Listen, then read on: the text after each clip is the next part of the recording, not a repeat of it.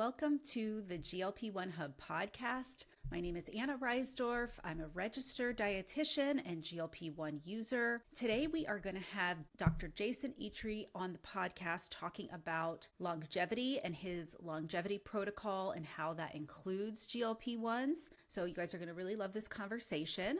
I also want to let you know that right now I am having a special on a bundle I created just for you. So it's a 30-day GLP-1 friendly meal plan, and then also a collection of recipes. So 3 different recipe collections. One is for breakfast, 30 plus recipes in there.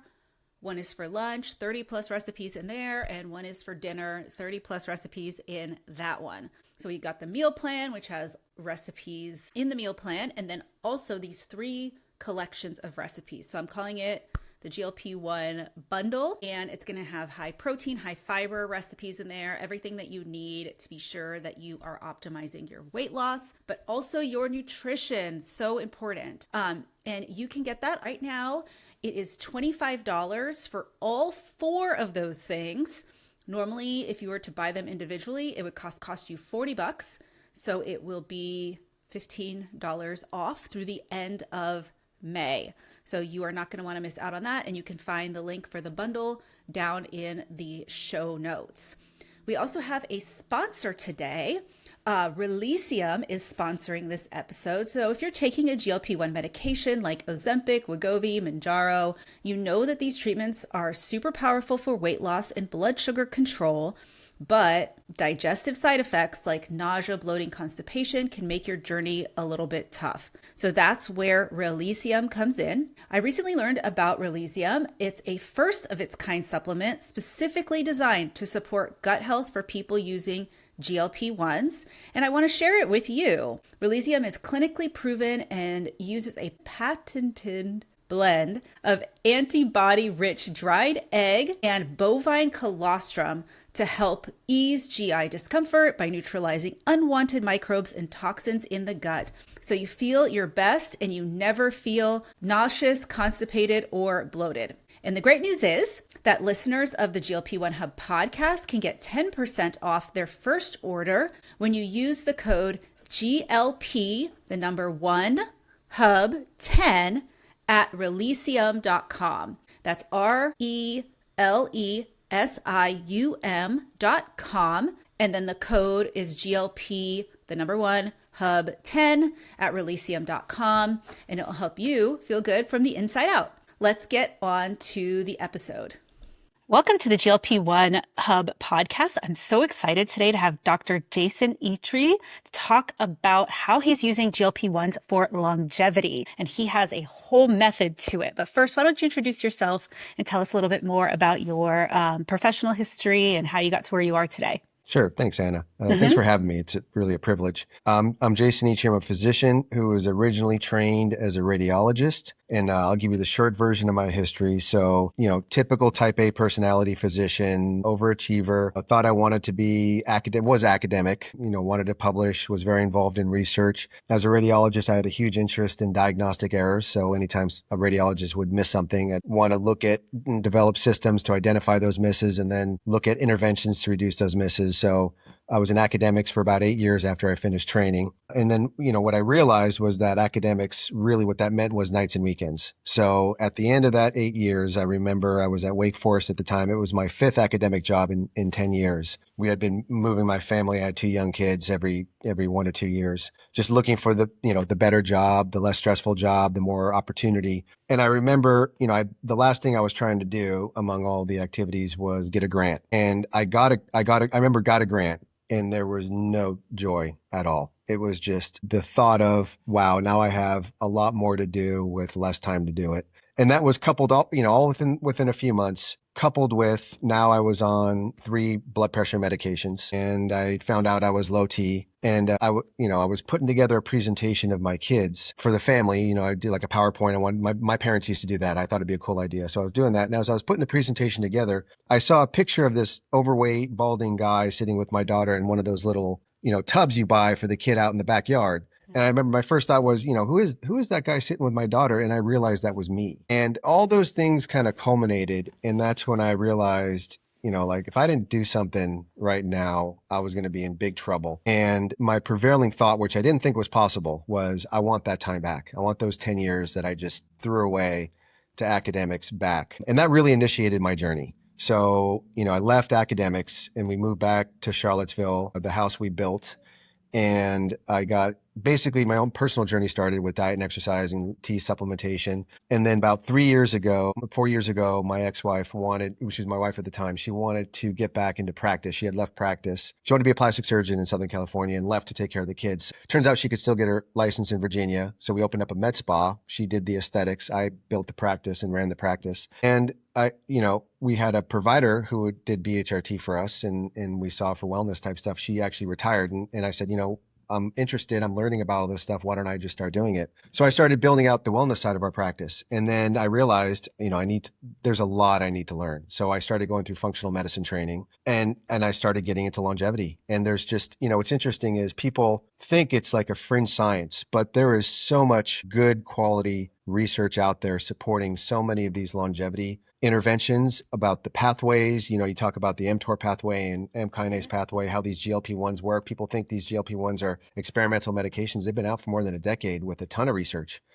So that's supposed to be the short version of my history, but that, if you want to ask me what my story is, I'm not the picture of perfect health. I'm the example of how you can do an incredible amount of damage, but still turn it around and figure out how to get on track and live a healthy life. Mm-hmm.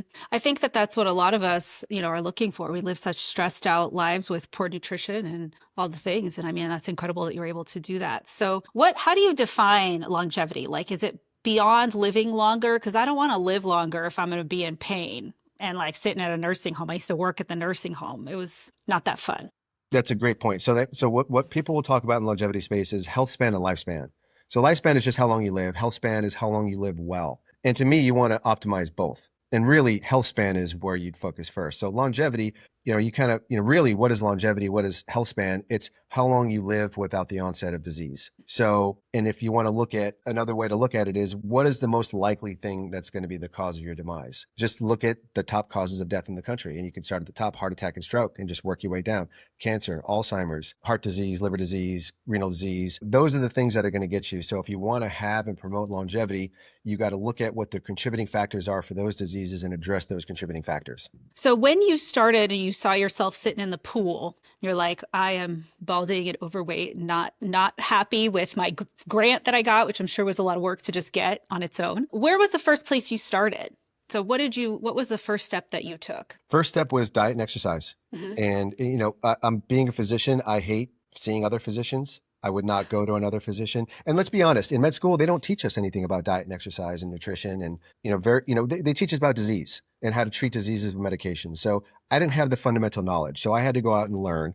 And there's a lot of misinformation out there. So there was a good 3, 4, 5 years of me trying to learn, applying things, not applying it correctly, having the incorrect information.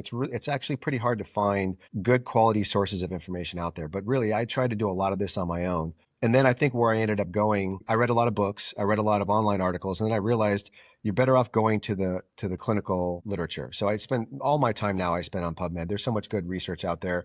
You look at things that grow muscle mass, how to preserve muscle mass, especially with the GLP-1s, that's really important. How to treat constipation, dietary sources of fiber are the best. There's all kinds of good information in the literature. That's what I rely on. Okay. So when a patient comes to you and says, hey, I want to live an extra 30 years and be super healthy or whatever it is, where's the first place that you start with them? Diet. Okay. Absolutely 100. It's more than just diet. So diet means different things to different people. For me, it's 3 things. 1, it's calorie excess. You want to get rid of, you want to limit that calorie excess. 2, it's poor dietary choices. That's another contributor. These are what cause inflammation, right? When we talk about all those chronic diseases, all those causes of death, really the underlying driver is inflammation. So you want to get rid of inflammation. So calorie excess, poor dietary choices, both contribute in different ways. And then gut health. Mm-hmm. 5 years ago, I would have scoffed if someone had mentioned gut health. But now, having suffered through a lot of food allergies and gut health issues, and then realizing with poor gut health that comes with poor dietary choices, you're just letting these endotoxins in your bloodstream. And you're basically, all 3 of those together are amplifying the inflammation. So you hear a lot of longevity. You'll ask that, question, what's the best intervention? A lot of longevity experts will say exercise. They'll throw the quote out of, if you're the lowest of your VO2 max versus the highest of your VO2 max, there's a 400% change in your mortality. But I would argue diet is more important because it's really all three of those combined. If you get all three of those in line, I think that's where you get the most bang for the buck. So what kind of diet interventions are you recommending? Because there's, as a dietitian, there's 1,000 points of view. I think first and foremost, what works for you. It's got to be sustainable. You have to be able to follow the diet. Like for me, I couldn't follow keto. I think there's other reasons why keto's not the best just because of the high fat content that can cause gut health issues. I always start with the Mediterranean diet unless people have gut health issues because it's the most studied diet. It's the most anti-inflammatory. It's got the most health benefits. It reduces cardiovascular risk. It's usually the best tolerated except for the wine part. That's the one part I say, just eat blueberries and blackberries. It's just the resveratrol. You don't need the wine. But I always start with the Mediterranean diet. And if they have food allergies, then I like to try and figure out, you can always put someone on an elimination diet, but that's very difficult to do. So what I prefer to do is do some food allergy testing, do some gut health testing, try and figure out what they're allergic to, and then do a modified elimination diet so that they're as close to something like a Mediterranean as they can get, but without anything causing symptoms because you don't want to have that inflammation from gut health issues. So for the calorie excess part that you mentioned, are you a fan of some of those people that say, like, if you reduce your calories to under like 1,200 a day, you live longer? I know there's some rat studies that have found that, or something like super calorie restricted. Like, where are you with that? I don't like, no. I know that there's science out there about autophagy, right? So like fasting, like 5 and 2s. I like 16 and 8 hour windows for intermittent fasting. And there's data to say 24-hour fast, 48-hour fast. I think there's a theoretical argument for it. I think it's not, I can tell you there's no way I'm going through the night fasting 24 hours. It's just not practical. And, it's like, to me, it's a question of how much effort for how much benefit do you get? And to me, when you're doing something that extreme, it's this much effort for this much incremental benefit. I'd rather put all that effort into other activities rather than make myself suffer. I'm also very concerned about muscle loss. And I think that's one of the, if you're going to ask me, what are the real long-term consequences of GLP-1s? And I don't think it's necessarily GLP-1s. I think it's how they're used. It's muscle loss. That's what we're going to see in the next 10 or 15 years that's going to be a big long-term consequence. So could the GLP-1s, though, be a way for you to reduce your calorie excess to where it's like you're eating like a more normal amount, or the right amount for you, I should say? Absolutely. Yeah. So that would be, like microdosing. Mm-hmm. So what I tell patients is, I don't do the pre-filled pens. We have compounded medications. It's a vial. 100 units on the syringe is the max dose. I tell patients it's not a switch where it's on or off. Losing weight, not. It's a dimmer. You're basically tweaking the dimmer, and you're using it as a tool to build the right habits. For me, my goal for you is not weight loss. It's getting the right habits. If you have the right habits, the weight loss follows. So you tweak that. So my microdosing, my intention is not really to lose weight. So I do a very low dose, 20 units. I've been on it for 8 or 9 months. I'm actually going to pull back to 15 units because as your body gets more healthy and you lose weight, you actually need less of the medication. But, I think there's a lot of uses for it beyond just weight loss. I think there's longevity applications. If you're someone who's pretty healthy, you're normal weight, you're active, let's say you have a weekend, a Saturday night, you go out, you have a few drinks, you have a pizza, you wake up the next day and you think, I wish I wouldn't have done that. That's what the GLP-1s can still help you, because even that one night, that cheat night, you're still creating inflammation. You're creating damage. Damage is what leads to aging and chronic diseases. So I think even in those patients, a GLP-1 can be protective. I just spent 2 weeks in Italy, and the semaglutide, I should be 5 or 10 pounds heavier than I am right now. And it was incredibly helpful in making sure that I stayed on track. Sure, definitely. So one of my friends is taking a low-dose GLP-1 for brain health. She has a strong family history of Alzheimer's, and she does not need to lose weight. She's very, very fit. So what are your thoughts around that? Could it be protective for your brain long-term? I believe so. And it's the mechanism. It's the mechanism of reducing inflammation. So there was like I said, it's been studied for more than 10 years. There's been papers coming out. The GLP-1s have been studied in more than 40 of the chronic conditions. And in every category, patients on GLP-1s have better outcomes than when they're not. And it's because it reduces inflammation. The best interventions for Alzheimer's are, guess what? Diet, exercise, better sleep, less stress, don't drink, don't smoke, and interact with other people. So, the GLP-1s keep you on, one, they get rid of reduce inflammation, and two, they keep you on track with regards to diet. I have the ApoE4 allele. I test my patients for that. And that's just another motivator to keep people on track. But I think the GLP-1s are a great use in that, in the neuroprotective realm. And so you have quite an extensive protocol for longevity that includes quite a few supplements and other sorts of modalities that you're using to reduce stress and things like that, exercise. So how did you come up with that? And should people follow that protocol, or does it need to be really individualized? I think everything should be personalized. And it's just like the same answer with the diet. It's whatever is sustainable. It's whatever you can do regularly. If I was going to rank, to me, the 4 pillars are diet, exercise, stress, and sleep. And if you can really focus on that within the diet part, the supplements are important because especially if you're dieting low calorie, you're not eating very much, you got to make sure you have all the right nutrients and vitamins and minerals and supplements. That's where supplements come in handy. So at one level, basic longevity is just doing the things you're supposed to do, in addition to not drinking, not smoking, that kind of stuff. So that's like the basic longevity. For the enthusiasts, it's a small subset of people who are the enthusiasts like me. And a lot of this is trial and error. So 1, I look at the clinical data. I want to see that there's trial data that supports its use. 2, I do it myself. And, it's one of the benefits. Anytime I have a patient and they ask, what is this like? I can tell you firsthand what it feels like. And 3, it has to make sense in terms of where my deficits are. And I try, okay, so that's basically my approach. So give you an example. We've already talked about diet. I'll give you an example with exercise. What I try, what the literature shows is doing resistance training 2 to 3 times a week, because you want to have cardio, you want to have muscle fitness. It's not really muscle mass, it's muscle fitness, right? You want to have zone 2 cardio, about 150 minutes a week. And you want to do HIIT training, right? That's actually been shown to be the best for cardiovascular risk and fat loss. So I do Orange Theory and I do weight loss training. So I try to use what I see in the clinical literature in my own protocol, because that's what I think is best for longevity.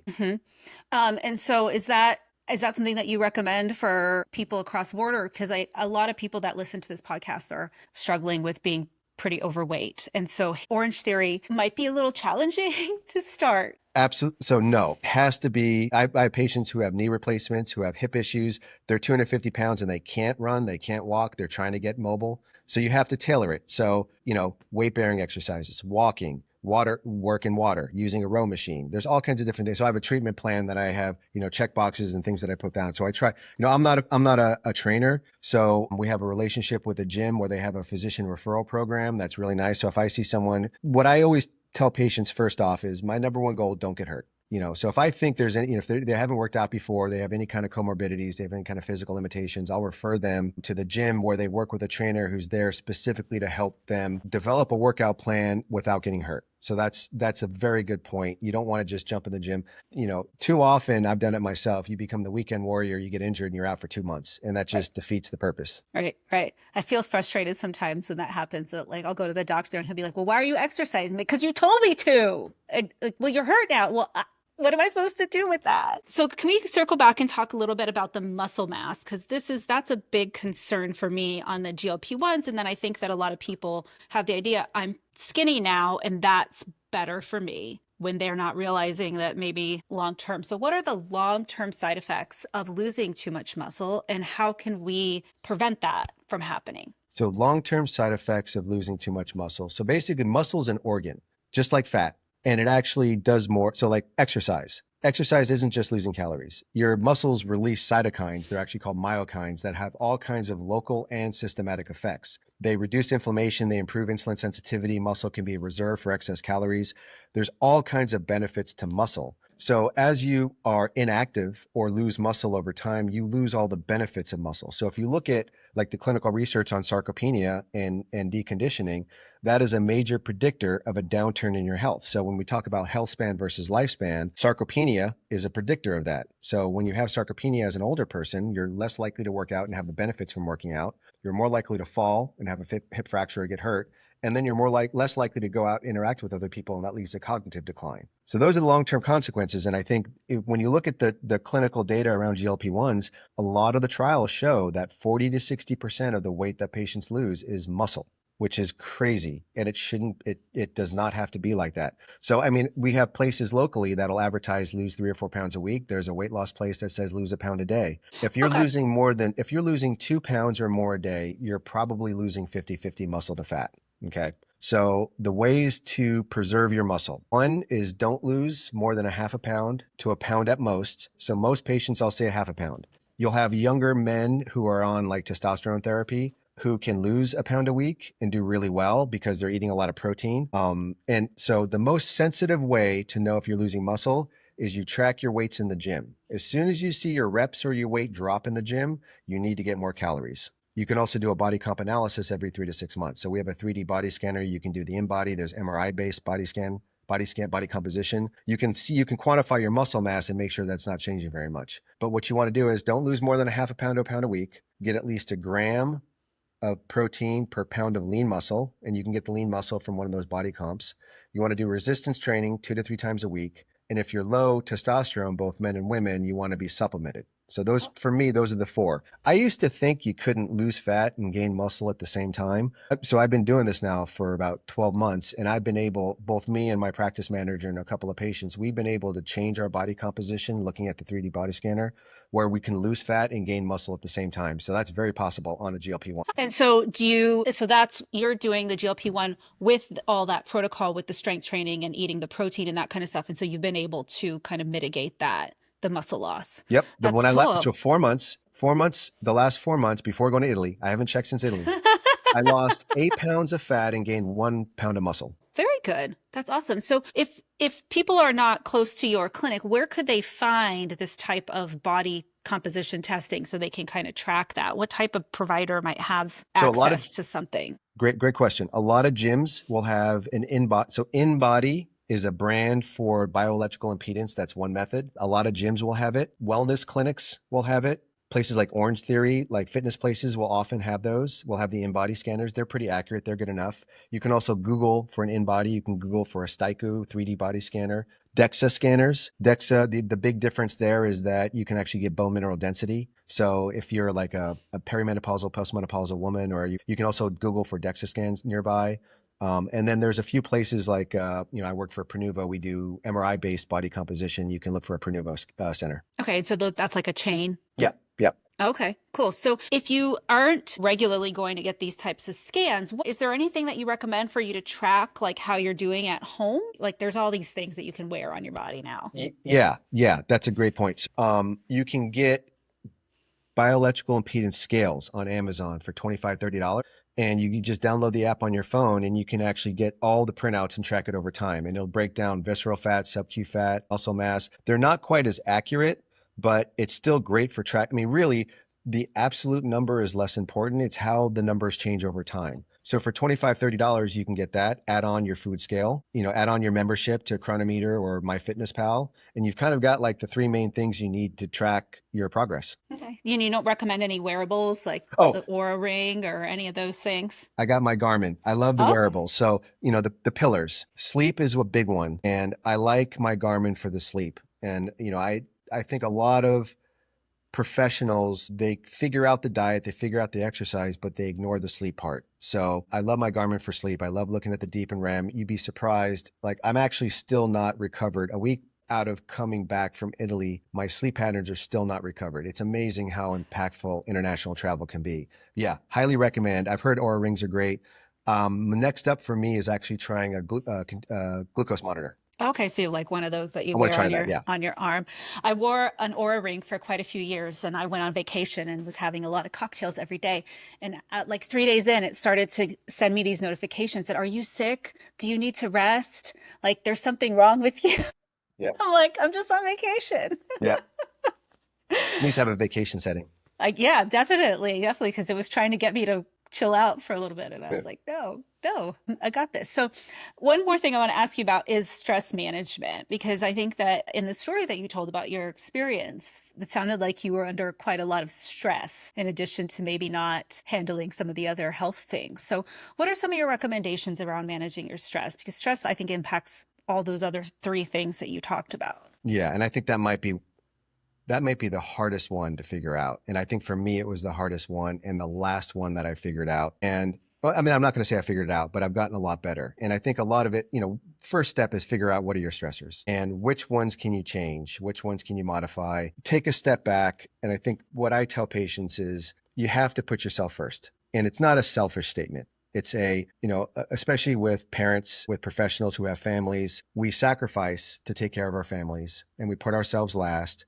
We're at 100% effort, right? what we don't realize is that if we just pull 5% of that effort back and put it on ourselves, whether it's stress management, diet, exercise, we actually become more efficient during that other 95%, and we become more resilient. I think the resilience is the big part. I think if there's a way to measure your resilience or feel it, that's really a good marker of your health, because when you have high resilience, you're probably in really good shape in terms of mental and physical health. So I tried a lot of different things. I think things like meditation and breath work didn't work much for me. Journaling has been really effective. So I journal all the time. I journal multiple times a day. I started trying a vagal nerve stimulator. I have not decided. I started it right before I went to Italy, and then I came back. So I don't know. What I'd like to do is try a few different devices. But when you look at metrics like resting heart rate and heart rate variability, my heart rate variability is low. And what that can indicate is sympathetic nervous system overdrive, which is a marker of stress, which makes sense. And the vagal nerve stimulator is supposed to calm that down by stimulating the vagus nerve. So theoretically, it should work. There is clinical evidence that it helps with that kind of situation, along with things like PTSD. So I don't think I've given it enough of a chance, but things, cognitive behavioral therapy techniques, it's thinking about it, identifying the stressors, reflecting on it, and having a plan of how you're going to do it, and realizing that you're not going to fix it overnight. You're not going to fix it in a week, but you start to see changes over like a month to a several month time span. And I had a stressful event a week ago, and after the event was over, I was surprised at how little internal reaction I had and how much resilience I had. And I actually felt pretty good. And it felt like everything I had been doing was working. Interesting. So how do you use the vagal nerve stimulator? You basically, there's a couple different ways to do it, but some you stick in your ear, some you stick behind the ear, and it just creates a pulse for 15 to 30 seconds. And it's supposed to stimulate your vagus nerve that goes along the esophagus down to the diaphragm, the stomach. Basically, you've got your sympathetic and which is interesting. I'm reading a book about the gut, and the original research on the autonomic nervous system. The original researcher actually said there's three. There's sympathetic, parasympathetic, and the enteric nervous system. There's actually three different systems. So basically what the vagal nerve stimulator does is sympathetic nervous system is like fight or flight. Parasympathetic is sit and relax, go to the bathroom. It's an imbalance between those two, and stress is related to sympathetic overactivity. Stress leads to cortisol release, those kind of problems. Vagal nerve stimulator relaxation techniques are supposed to stimulate and reduce that stress response. That's really the key, is reducing the stress response and cortisol. Interesting. So one last question for you. Where do you see the future of GLP-1s headed? Because there's a lot happening in this space, and are you going to be able to continue to use it in the way that you want because of the changes in the compound? Like, what are your plans for it? I'm looking forward to when it comes off patent, and I think it's 25 or 26. Oh, because okay. then that's the key. Once it's off patent, it's FDA approved. It's going to continue to get FDA approval for different indications. And as a physician, we can use it for off-label use. And I think I'm going to be honest, if it's used responsibly and you're with a provider who knows what they're doing, it's a safe medication. The only real problems you have is when it's dosed too much, whether it's the acute gastrointestinal issues or the long-term muscle loss.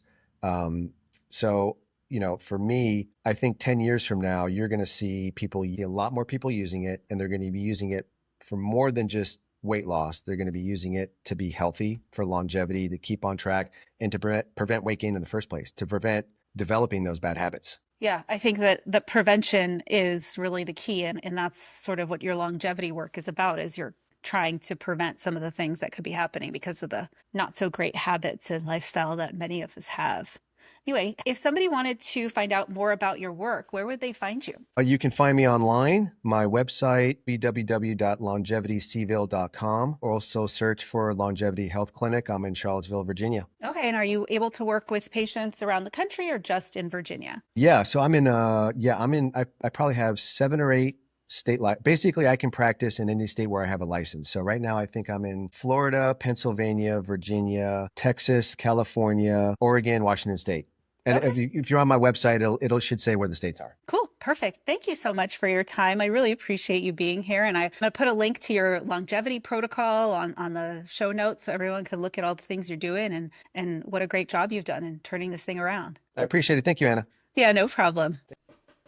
Thank you so much for listening to the GLP-1 Hub podcast. I hope that you enjoyed this episode as much as I did. I'm always learning so much from our guests. If you like the episode, if you could leave a review, written reviews are ideal, but even if you just click that 5 stars, that would be amazing, incredible. Thank you so much for those of you who have left a review already.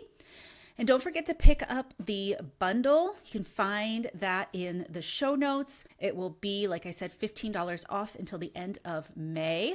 We also have a new store on the GLP-1 Hub website. So the bundle is not listed on there just yet, but you can find our Beyond the Shot guides on there. You can also find our meal plans on there. So you're going to want to check that out. And I want to thank our sponsor once again.